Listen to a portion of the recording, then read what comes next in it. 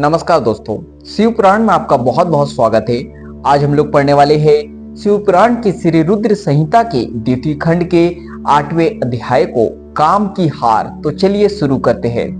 सूत जी बोले, हे ऋषियों, जब इस प्रकार प्रजापति ब्रह्मा ने कहा तब उनके वचनों को सुनकर नारद जी आनंदित होकर बोले, हे ब्राह्मण, मैं आपको बहुत धन्यवाद देता हूँ कि आपने इस दिव्य कथा को मुझे सुनाया है। हे प्रभु, अब आप मुझे संध्या के विषय में और बताइए कि विवाह के बाद उन्होंने क्या किया, क्या उन्होंने दोबारा तप किया या नहीं। सूत जी बोले, इस प्रकार नारद जी ने ब्रह्मा जी से पूछा। उन्होंने यह भी पूछा कि जब कामदेव रति के साथ विवाह करके वहां से चले गए और दक्ष आदि सभी मुनि वहां से चले गए, संध्या भी तपस्या के लिए वहां से चली गई, तब वहां पर क्या हुआ। ब्रह्मा जी बोले, हे श्रेष्ठ नारद, तुम भगवान शिव के परम भक्त हो, तुम उनकी लीला को अच्छे प्रकार जानते हो। पूर्व काल में जब मैं मोह में फंस गया तब भगवान शिव ने मेरा मजाक उड़ाया, तब मुझे बड़ा दुख हुआ। मैं भगवान शिव से ईर्ष्या करने लगा। मैं दक्ष मुनि के यहाँ गया, देवी रति और कामदेव भी वहीं थे। मैंने उन्हें बताया कि शिव जी ने किस प्रकार मेरा मजाक उड़ाया था।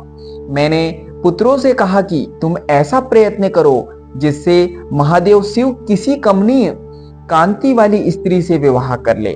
मैंने प्रभु शिव को मोहित करने के लिए कामदेव और रति को तैयार किया। कामदेव ने मेरी आज्ञा को मान लिया। कामदेव बोले, हे ब्रह्मा जी, मेरा अस्त्र तो सुंदर स्त्री ही है, अतः आप भगवान शिव के लिए किसी परम सुंदरी की सृष्टि कीजिए। यह सुनकर मैं चिंता में पड़ गया। मेरी तेज सांसों से पुष्पों से सजे बसंत का आरंभ हुआ। बसंत और मलयानल ने कामदेव की सहायता की। इनके साथ ही कामदेव ने शिवजी को मोहने की चेष्टा की, पर सफल नहीं हुए। मैंने मरुदगणों के साथ पुनः उन्हें शिवजी के पास भेजा।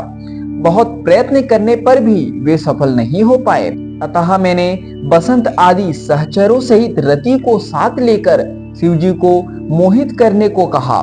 फिर कामदेव प्रसन्नता से रति और अन्य सहायकों को साथ लेकर शिवजी के स्थान को चले गए। तो यहाँ पर शिव पुराण की श्री रुद्र संहिता के द्वितीय खंड के 8वें अध्याय का समापन होता है। आज के लिए इतना ही। धन्यवाद।